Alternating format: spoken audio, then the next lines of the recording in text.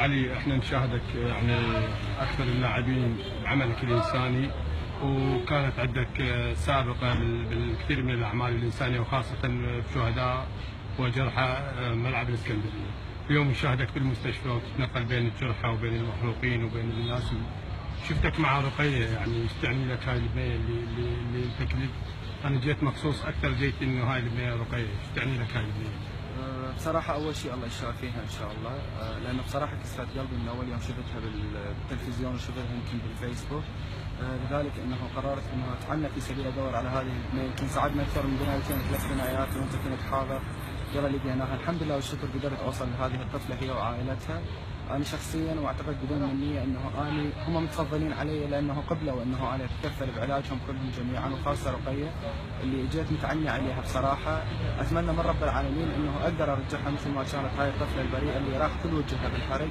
أتمنى من رب العالمين أنه يعطيني القوة في سبيل أنه أقدر أسفرها وياي حتى أرجعها مثل ما كانت. الإخوان ما قصروا، كلهم اللي موجودين وياي، خاصة أنت أسعد ما قصرت.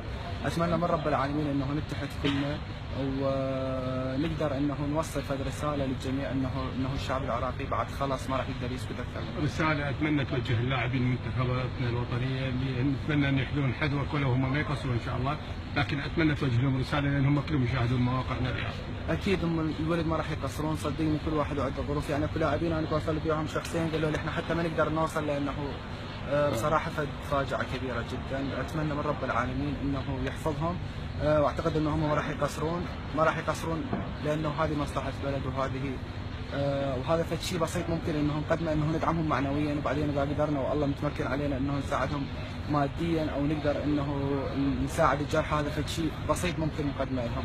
اتمنى من كل اللاعبين، اتمنى من كل الرياضيين، اتمنى من كل المعنيين ما عدا السياسيين ان يلتفتون للشعب العراقي ونصير ايد واحده ونبطل خلافات، لانه ما حد راح يفيدنا، احنا شعب واحد. وصدقني حل ازمه الشعب العراقي هي بيد الشعب العراقي بعيد ان شاء الله. ان شاء الله. نشكرك حبيبي.